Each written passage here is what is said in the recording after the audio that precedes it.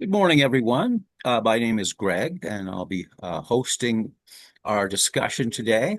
We have a small group here on Zoom, and probably many more who will watch us on YouTube at a later date and time. But it's great to have everyone. Today's topic for Sunday, July 6th, is your story is a spiritual one. And, we can definitely say that there are people here who have their own individual journeys to spirituality. So we'll get into that topic in a few minutes or so. Orianka's with us. She's one of the founders of Soul School Network. And Porianka, if you wouldn't mind getting us started with a grounding meditation, that would be wonderful. All right, let's start with the grounding meditation. We can close our eyes if that feels good to you.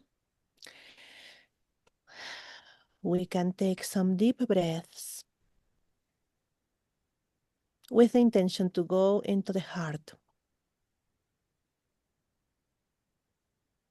We'll start scanning our bodies for any tension there might be, starting at the head.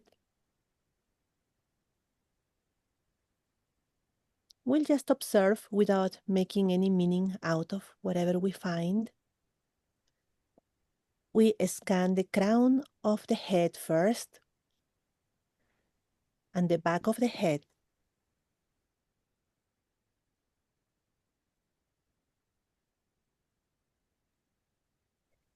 Your face and neck.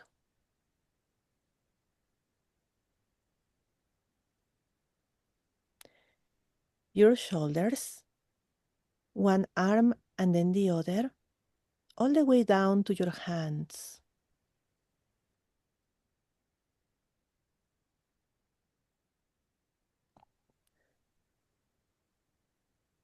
We'll scan now the back, from the neck all the way down to the final bone of the spine.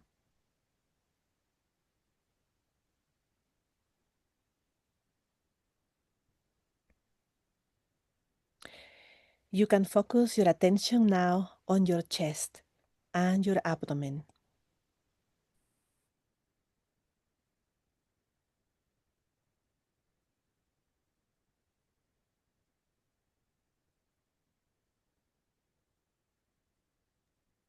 Are there any sensations so far?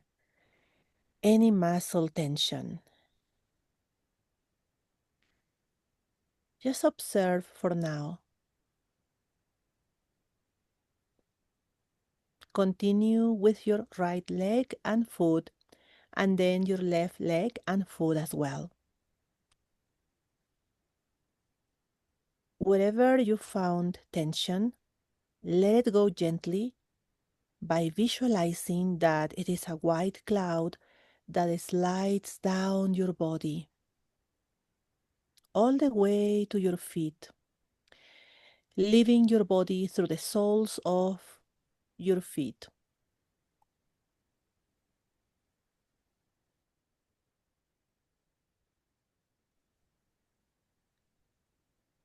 Perhaps there will be many clouds of tension leaving your body. And that is great. You are letting them go. You can really feel good about that. Once tension is out of your body, it will be gone and transformed into life-giving energy.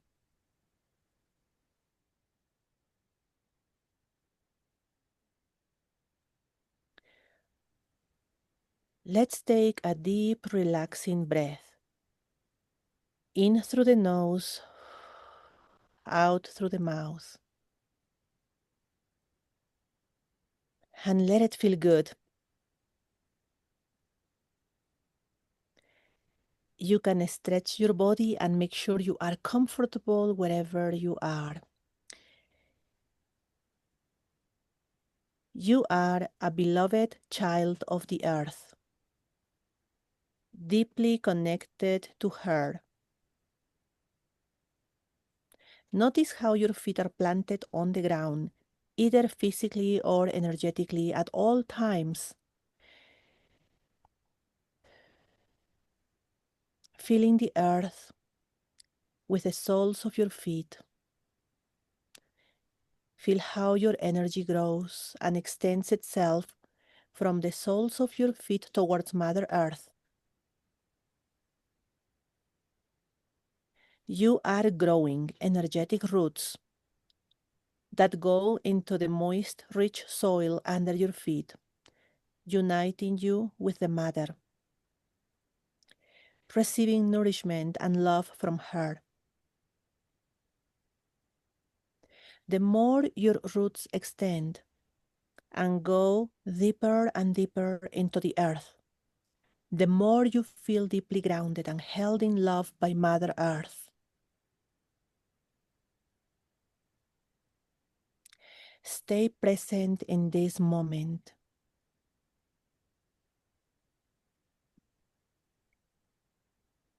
You can feel that. Remain present and grounded in this moment. Grounded and present. Grounded and present.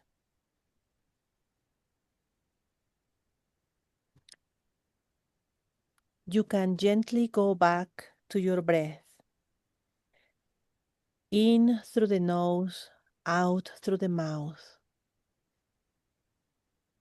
In through the nose, out through the mouth. And one more time.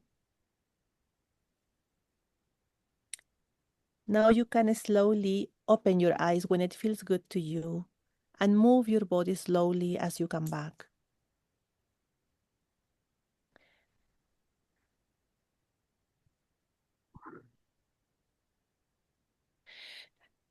Good. We are Thank you, ready for this. Koryanka. That's Yeah, wonderful. you're welcome. Um, always a good way to start off our Sunday. I see people yawning after they've had that grounding meditation and definitely feeling relaxed and energized. Michael's joining us now. Hi, Michael. Glad to have you here. So today we're going to open the mic and talk a little bit about our personal journeys in spirituality.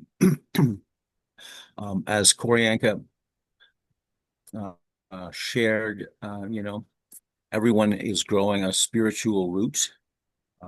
We're connecting to our planet, to others, and also, finding our own way.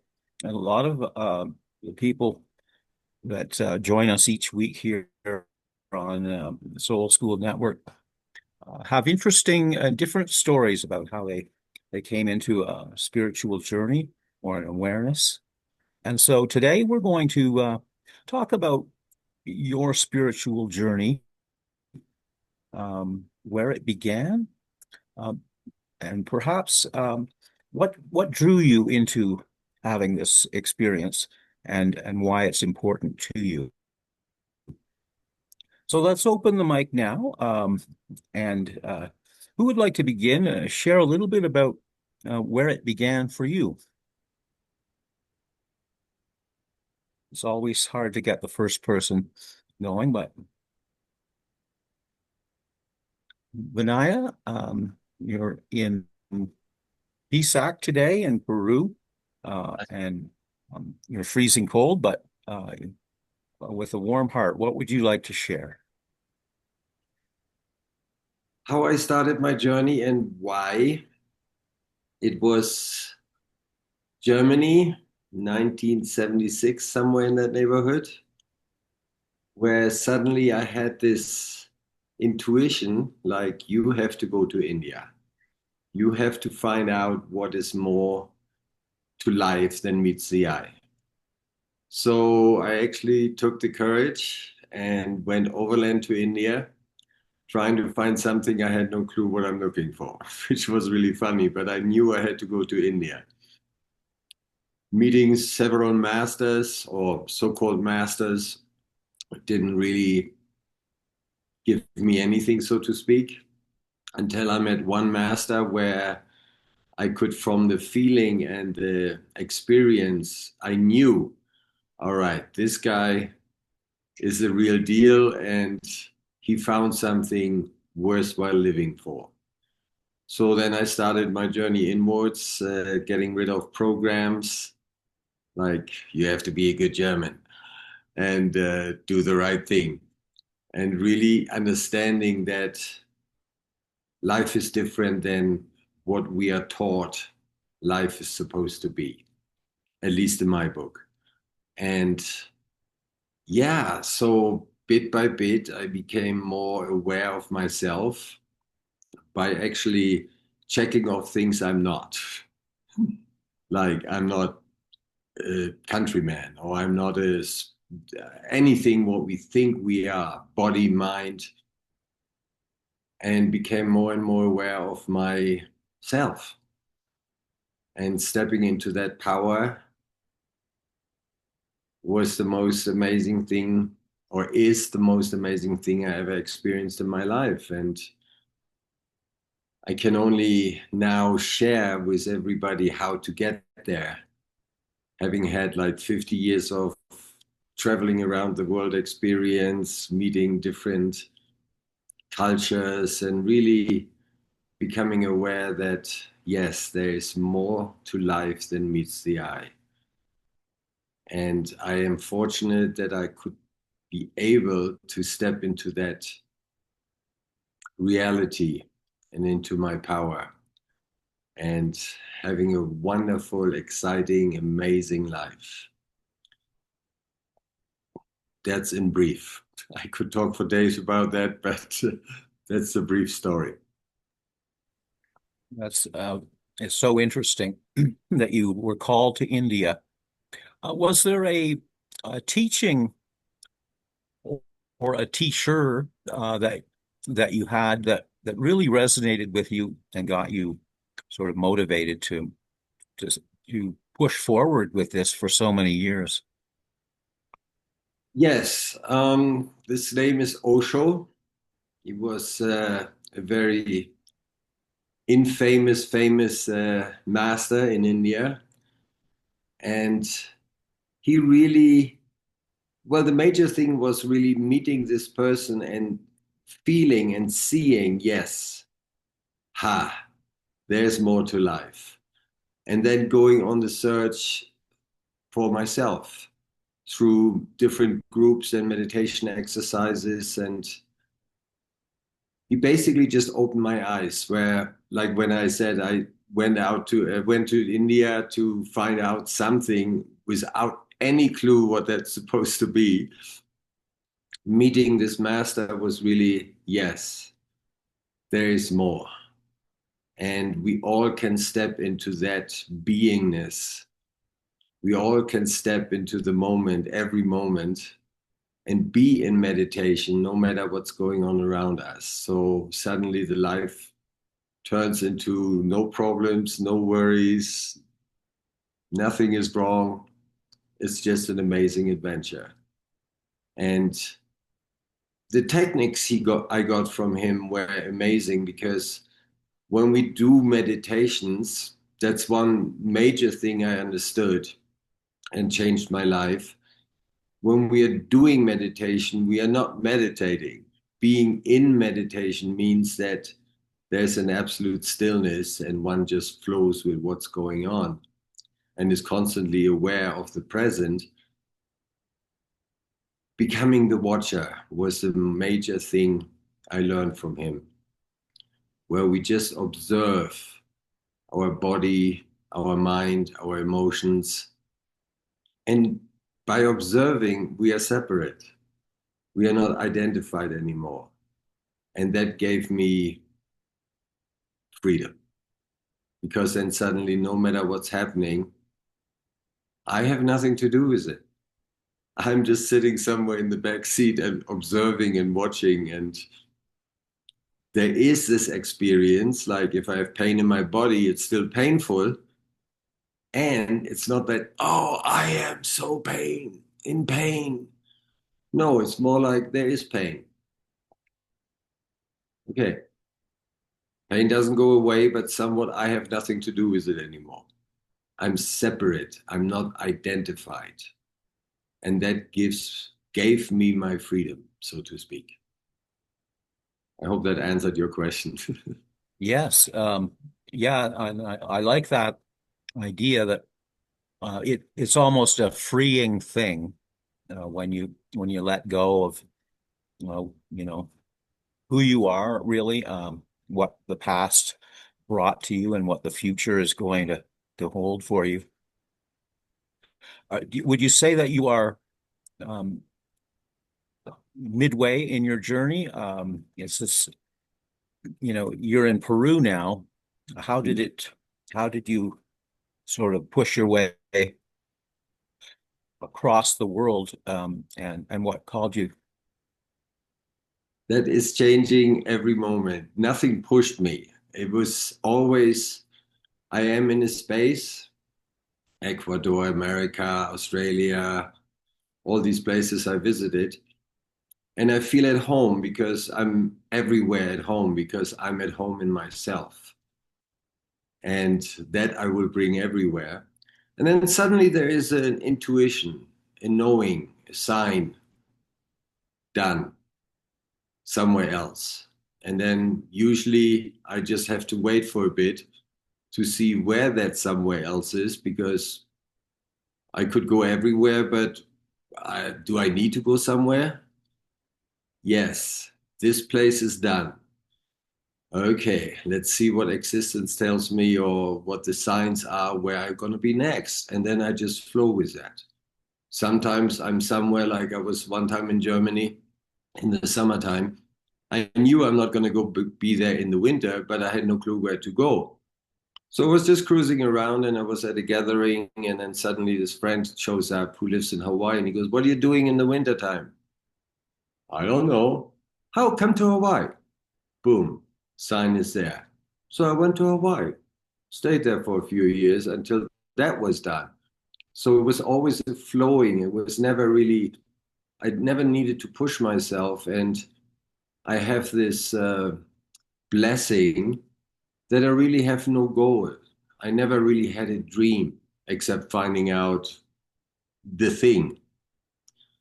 And so everything is really relaxed. It doesn't matter where I am because wherever I am, and it's fantastic. So it's really going with one's flow was the biggest insight because my mind doesn't know what is good for me or not, but my intuition or my heart does. And having 50 years of experience of just cruising around and being more or less in the present taught me that the heart is always right.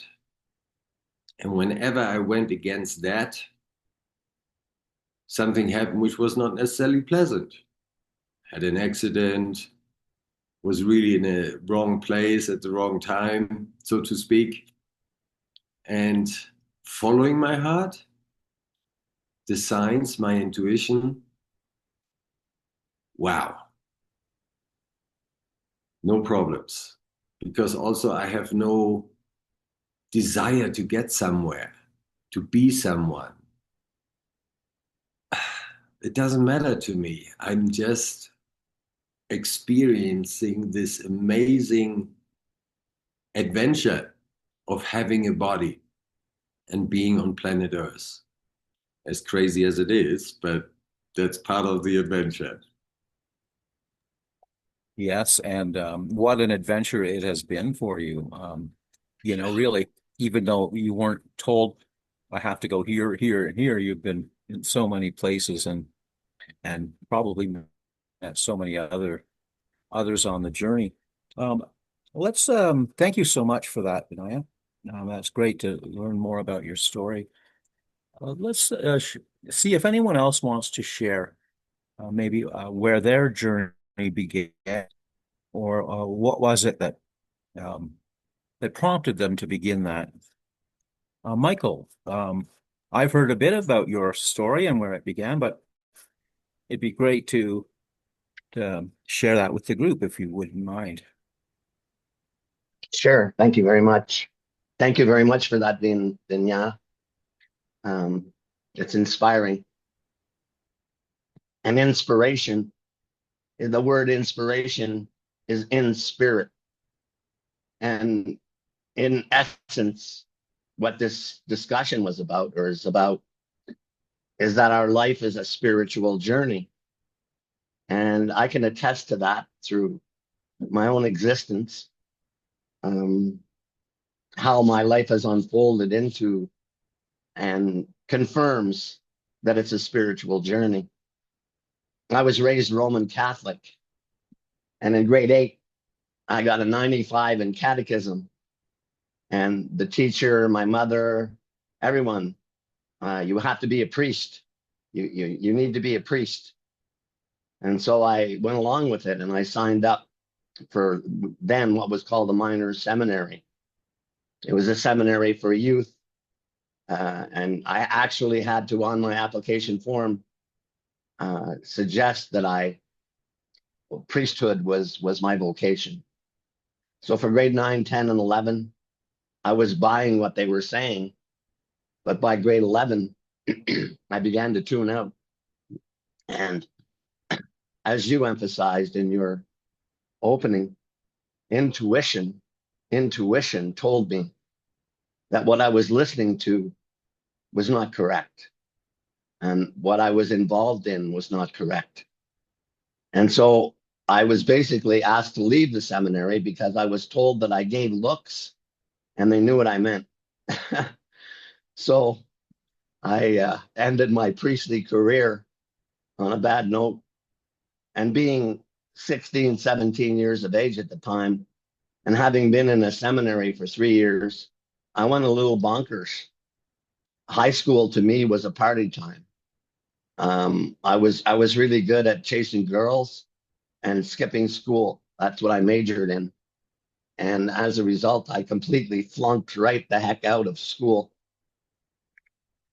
And parents came, there's three sets of parents that came to us and said, you boys are going to a boarding school. We don't know where, but pick it. And it just so happened that we knew a priest who we thought was very cool. And we went to see him and told him about our dilemma. And he said, well, Notre Dame is a place for you boys in Saskatchewan, Wilcox, Saskatchewan. Population, 300. And that was mostly the student body. And it was run by a man named Father Per Murray, Father Athol Murray. And he blew my mind.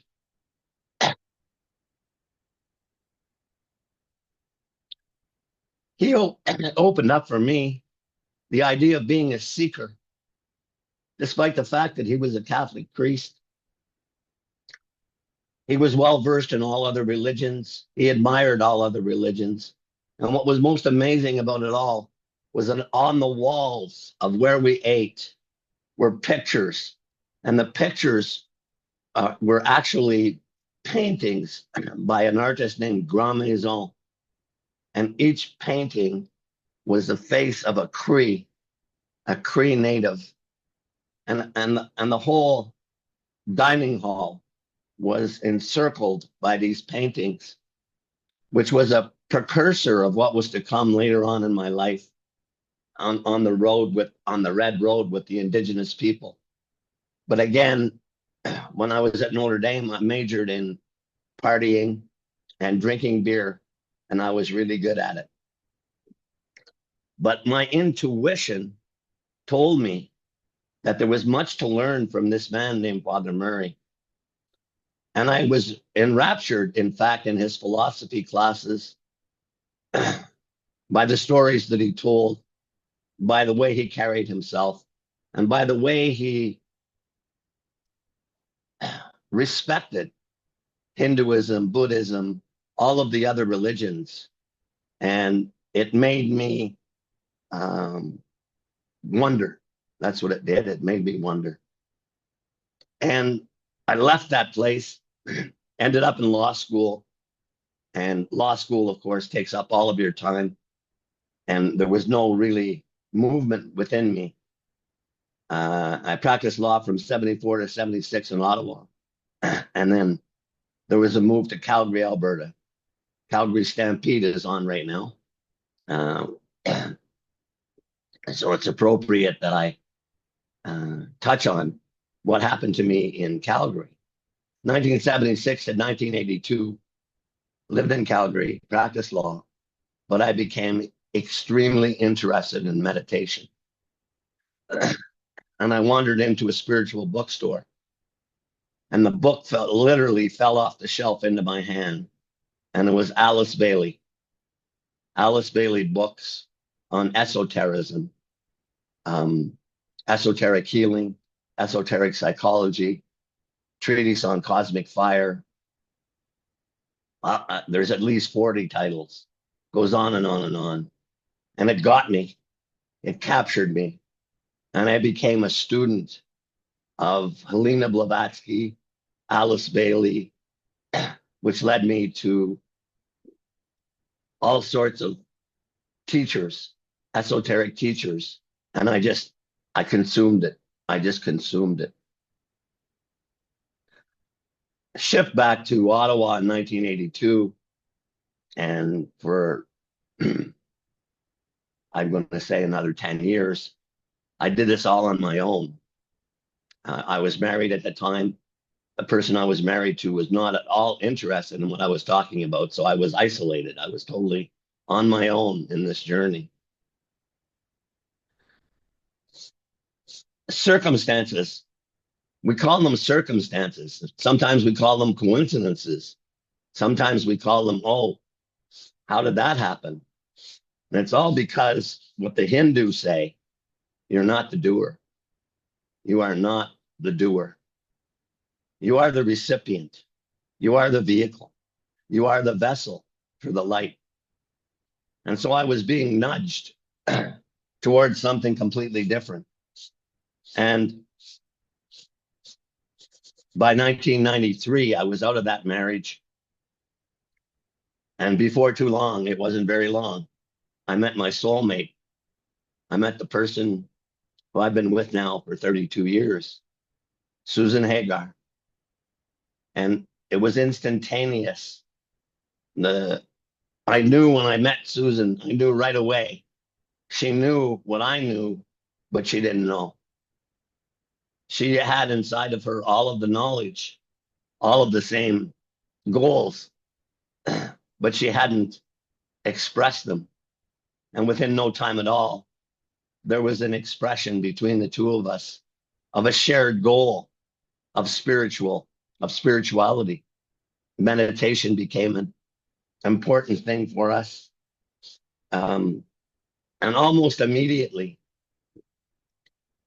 I was given a contract to interview Native elders throughout North and South America. Think about that. Think about that. I'm a lawyer. And because of circumstances, coincidences, I end up on the Red Road. And the very first person I meet is Grandfather William Commanda. I'll never forget the meeting. It was Susan and I and our 9-month or 20-day-old Allura walked into Maniwaki, Quebec, and we met William Commanda.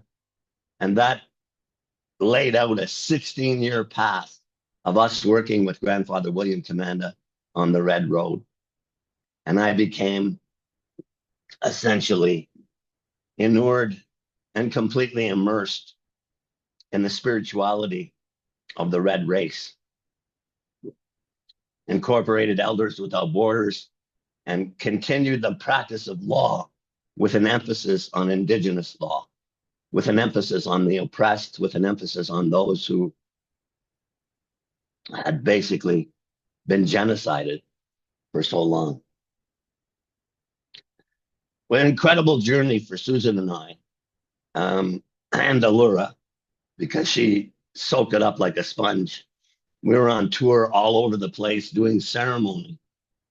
Mayan, Hopi, Lakota, you name it. We did ceremony with these people and deepened the spiritual root that was right in front of us. Grandfather William Commanda passed into the spirit world in 2011, August the 3rd, 2011. And he's still with us. He guides us. He's still with us. In our spiritual pursuit, Susan had her mode and heroes, and I had my mode and heroes, but they always meshed. They always came together. They were always on the same wavelength. And spirit was guiding us, because essentially what this talk is about is your life is a spiritual journey. All of the circumstances that arise are meant to nudge your soul, to nudge you to come to understand your soul. I then picked up Autobiography of a Yogi by Paramahansa Yogananda. And that completely switched my focus into the Hindu religion. And I drank it like it was nectar. I drank in Sri M and his discussion of Babaji. I followed the path of Yogananda in his Autobiography of a Yogi. And in 1952, Yogananda founded the Self-Realization Fellowship in California. And so just this year, I joined the Self-Realization Fellowship in California. Cost me the princely sum of $100.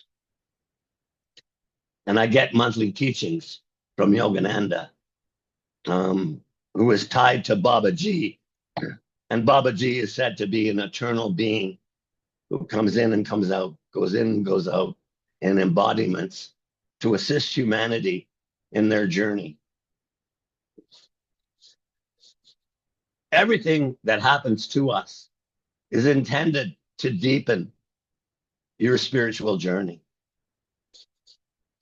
So last September, I became ill and I had to have a surgery, a stomach surgery, and I had that. But I had a sore throat that continued and continued and continued. And so I was diagnosed with a throat cancer. And that was quite a shock. But now I've gone through all the treatments. I'm on recovery.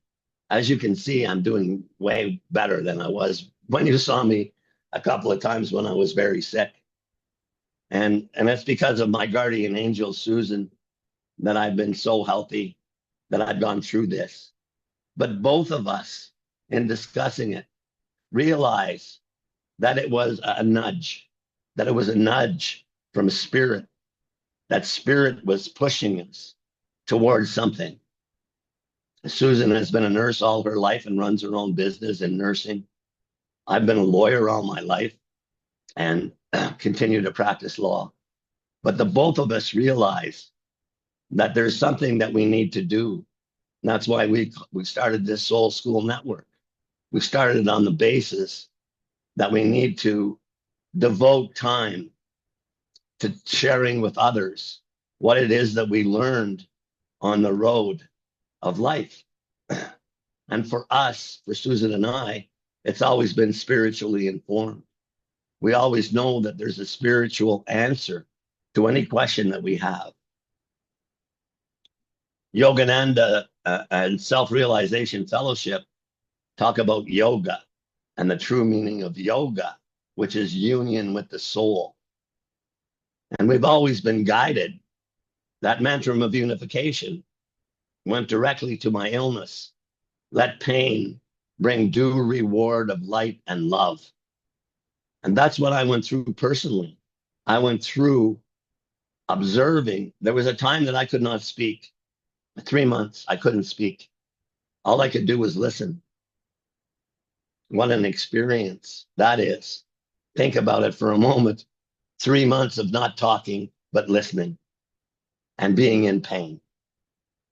But it taught me so many things. One of the most important things it taught me was surrender. You have to surrender. You have to give up the hold you think you have on life. You don't.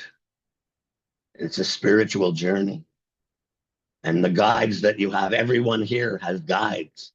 And those guides work overtime to push us into becoming who we really need to become.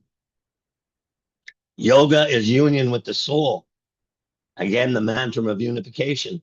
Let the soul control the outer form and life and all events, and bring to light the love which underlies the happenings of the time. That's life. That's true life. And then when Yogananda says, make Om your constant companion. See Om in everything, in everyone, in a rock, in a tree, in a bird, in a person. See Om. Because Om is the sound of the word that's spoken about in the Bible. In the beginning was the word. That word is Om. Om Mani Padme Hung. You are the jewel in the lotus. That's who you are. That's your mantra. Om Mani Padme Hung. You are the jewel in the lotus. That's who each and every one of us is. So when you become knowledgeable about the idea that you're not the doer, you're surrendering. In essence, you're surrendering your ego. You're surrendering the ego hold that keeps us in darkness and keeps us away from the light and keeps us away from our purpose. And your purpose is to shine that light. Once you become familiar with the idea that you're not the doer, that everything comes to you, I can safely say in my 78 years of existence, I've always been guided. Always. It doesn't matter what the circumstances were. Even when I was being crazy, and there were many points in my life where I was crazy. Even when I was being crazy, I was being guided. And that guidance leads me to today. And where I am today is grateful. I'm filled with gratitude. I'm filled with gratitude about all the people that have been put in my path. I look at this screen and all of you have been put in our path. We've all been put in each other's path. And we are here to support each other and to deepen the journey, the soul journey, the one that is your purpose. You came here to hold the light. In this time of transition, the time that's happening is I can see the energy of Shiva everywhere. Donald Trump is sent by Shiva. That's what everything is being destroyed and broken down, because it needs to be broken down. It needs to fall apart. We've been guided, Susan and I, to this place in Peru in the Sacred Valley. Complete guidance. We knew nothing. We knew nothing of what the place meant at the time. Well, I shouldn't say nothing. We knew something, but we know now as far surpasses what we knew when we came here. So everyone shares the same journey I had. Every one of you shares the same journey. You share the same inspiration that comes to you. Pardon my hockey player look, but radiation took out one of my teeth here, so sorry for the hockey player look. But by contrast, I loved hockey. I played hockey all my life, and hockey is quite a rough sport. But it was something that energized me and something that I loved, but it was not something that controlled me. It was not something that took hold of me. What took hold of me was knowing my soul. That's what took hold of me. And I'm on that journey until I take my last breath. Obviously, my illness was touch and go for a while, I have to say. And I was faced with the idea that I might not survive. But I learned how to surrender, because I know you are a spiritual being having a physical experience. I know that. So do you. So that within the reference of your existence, do yoga. Om Mani Padme Hum. Thank you, Michael. That's a beautiful story you shared. And like Vinaya, in moments of pain, the spiritual experience or journey really helped you. Was there one teaching or one practice that helped you, in those deepest moments of suffering, if you will? Was there something that helped you move through that pain? Well, That's an easy answer. That's an oh, easy answer. That's an well, easy answer. for a start, I don't remember any moments like that in my life. Unconsciously, it was always an experience. I was never really attached to the story. When I became aware that I'm not attached to the story and that there are no challenges really, that was it. And yeah, I don't remember having had any. Well, maybe the only one would be like trying really hard to become a German and really for like 21 years, really going against my flow and trying to be that. And the moment where I became aware that that is not me, my heart stepped in and told me to go to India. And then I just did that. I had a somewhat different life. I, yeah, I was, now I'm calling myself a tourist on planet Earth. And I never really had anything to do with these stories around me.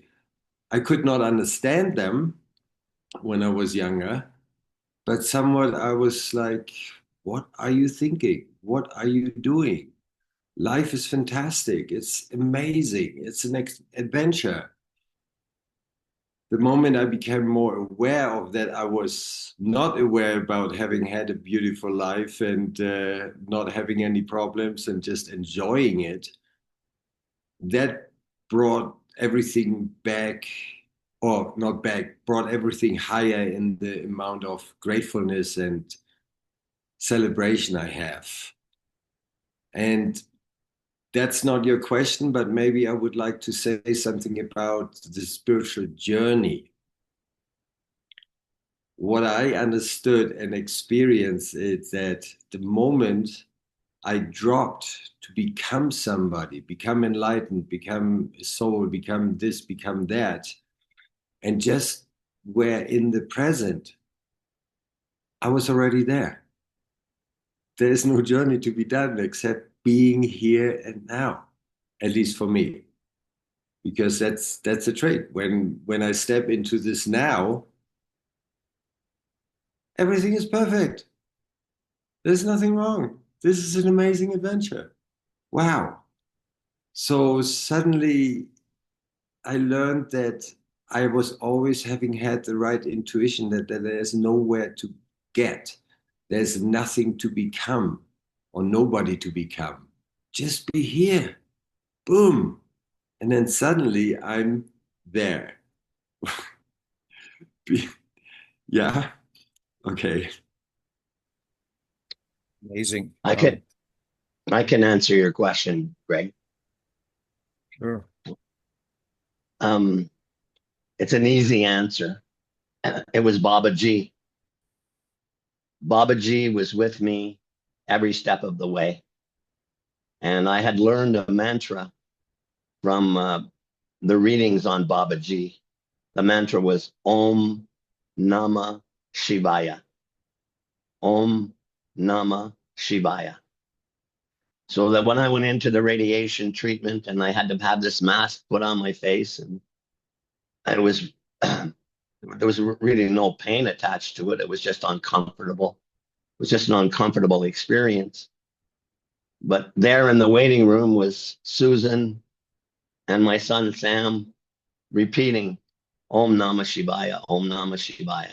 And there I was on the radiation table, Om Namah Shivaya, Om Namah Shivaya.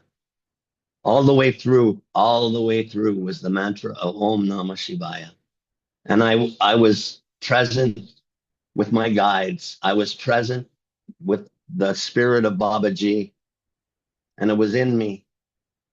So that the experience in retrospect was a wake-up call in relation to the next step for Susan and I.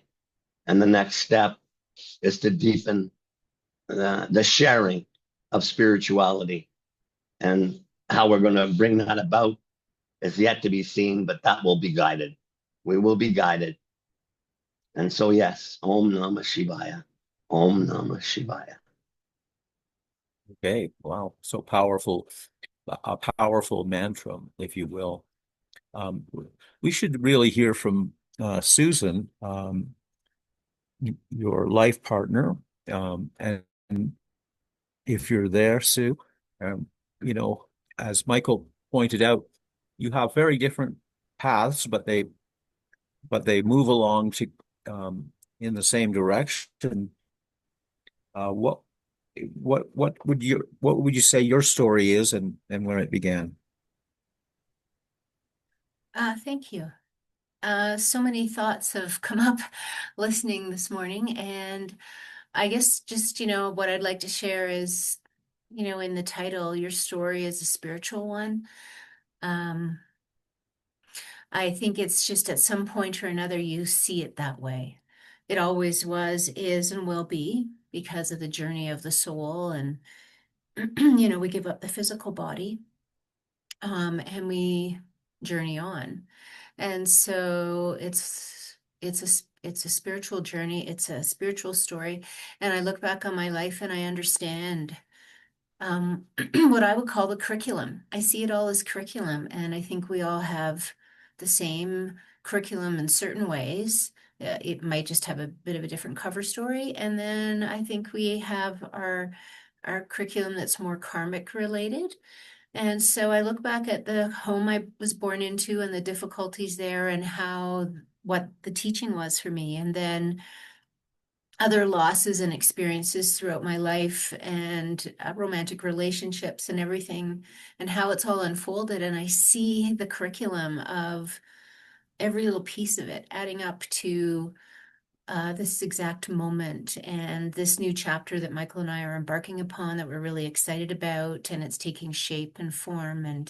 And we didn't know, because that, it was it's this spiritual journey. And I think it's what Vinaya said, this there's more than meets the eye, and he describes this blissful experience of what I would think is this awareness and knowing that life is here for him and that he can be with whatever shows up, and that just brings such peace. And nothing's against you. There's, you're not a victim, then you're part of it and you're shaping it. And so I'm so grateful to hear the stories this morning, and I'm grateful that I know all the pieces that brought me to this moment. And even though some things were painful, I also know my mind at the time and the suffering I created for myself within it, the surrender that that I was learning to do and am learning to do. So let the soul control the outer form and life in all events. I just see that as ultimately what we might as well do, because the soul is controlling the outer form and life in all events. And so surrendering to that and knowing it's for us is the biggest teaching for me. So yeah, that's what I'd like to share. I'd love to hear from other people who haven't said anything this morning. And just before we move on, Sue, what is happening with you right now in terms of where you're gaining inspiration or learning from? Is there a certain particular path? Michael talked about the books and how they sort of led him along, and is that the way you work too, or is there certain gurus or people that you work with? It's an interesting question, Greg, because not right now. This experience of the last year really has me shedding a lot of patterns and programs, and so I'm more contemplative than I am reading anything. And so, I mean, I do my usual sort of mantras and prayers, and like Michael spoke to, I follow the teachings of Yogananda, and I find them very helpful. But I read all sorts of different things, but not so much right now. Right now seems to be a time of not doing what I used to do. In fact, doing less than ever. And this idea of not being the doer is embracing the don't know mind right now. The mind that wasn't aware of what last year would be like any more than the mind that isn't aware of what next year will be.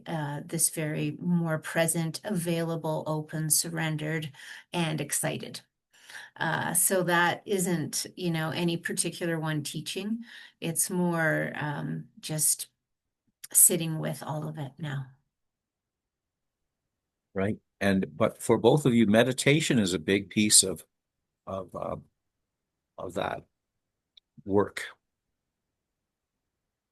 And I like what Vinaya said. It is Greg, and it's more not like I'm meditating, but I'm in meditation. So this moment to moment awareness, this moment to moment surrender, moment to moment letting go, moment to moment work. It's very fine work, and I'm good at it sometimes and not as good at others. But that's the work. Thank you so much. Thank you. We still have a little time, so it would be nice to hear from anyone else who would like to share a bit of their story and the spark that got them moving. Anyone else?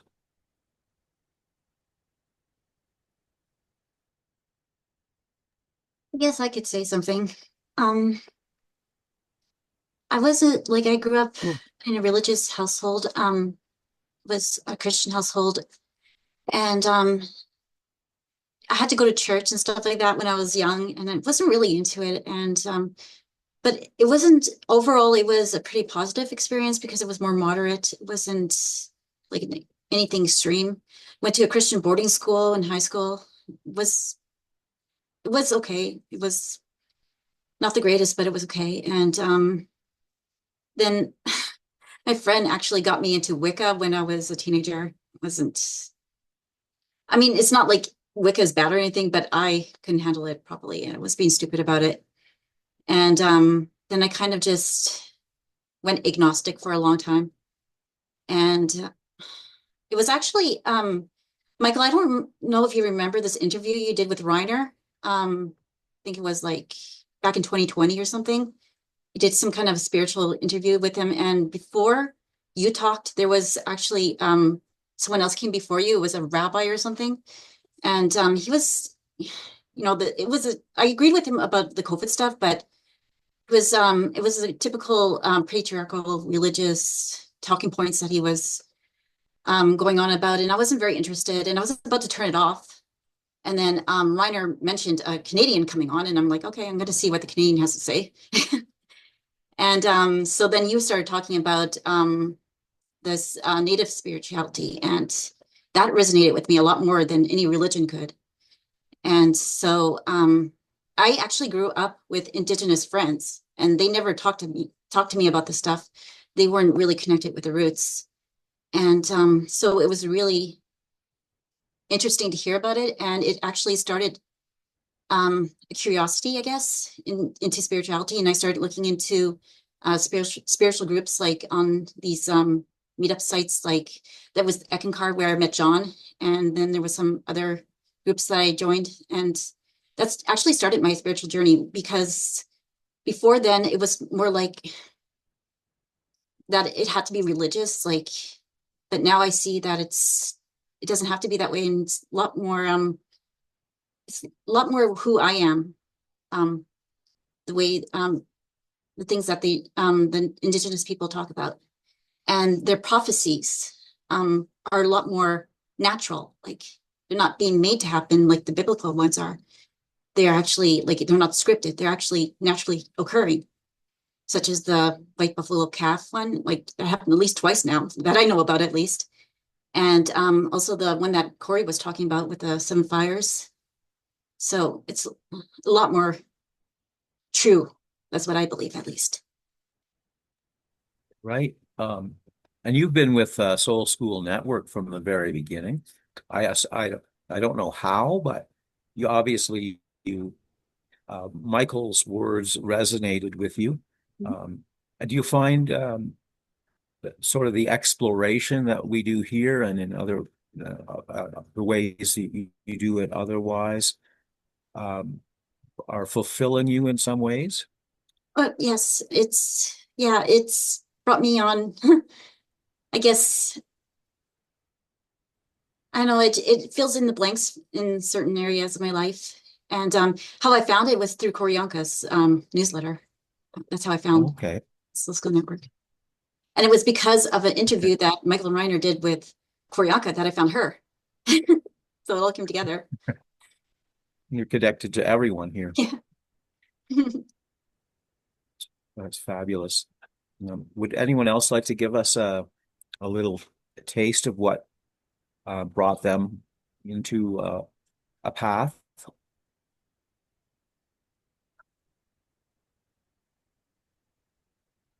I think this is something that we can learn from everyone who shares their journey, the difficulties, the joys. What about you, Orianka? Yes. Well, the beginning of the path was pretty rough for me. It was the destruction of my past life as I knew it. Um, and it came with lots of emotional suffering and the destruction of the paradigm that I was living in. Um, so that meant depression, post-traumatic stress disorder, anxiety. It was bad. Um, and I remember having this background as a nurse back then, being around doctors who told me, well, we could give you medication. You can take some pills to sleep at night better. We have medication for you for the depression. Do you want us to give you a prescription? And I said no to that because it wasn't what I wanted for myself. I had actually to give those kinds of medications to some of the patients in the hospital, and I knew what they felt when they were taking the medications, how they were in this in between a state of not being able to feel the joy of life. They couldn't feel also the depth of sorrow or anything of that kind of heavy energy, but they were not able to also be happy. And I understand that there are circumstances when people actually need the medications. There might be times when it's the best for them, but I knew very clearly that it wasn't the path for me. I knew that that was not going to lead to my development, to my true healing of my emotions and my inner world. And so I said no to that. And I remember keeping telling myself that I was going to do it by myself, that I was going to suffer and somehow go through the experience and I was going to surpass that experience. And I would tell myself back then, this is just a moment in time. This is a chapter in my life. It's not going to be forever. I'm going to be fine. I'm going to be happy. And I kept on praying and praying and praying. So I had faith and prayer to support me. And then one day I had an encounter with a couple of eagles. Um, Back then I was living in a native reserve in Canada in a rural area, and there were eagles all around, but I had never had experience or heard from anyone having such an experience where eagles land on your balcony. And so I had that experience with the eagles. um, I received some kind of transmission from them, which I didn't have words for. I just knew something really special had happened to me with that encounter. Something just clicked. And 2 weeks later, I found my first spiritual teacher online looking for a recipe for a dessert made out of chocolate. Because back then I was soothing my depression with treats. I baked up a storm in the kitchen. I was baking and cooking all kinds of tasty things that are not good for you, for sure. Lots of pasta and heavy stuff and cookies and cakes. And so I was like, oh, I'd like to have chocolate, homemade chocolate at home. I'm going to look for a recipe.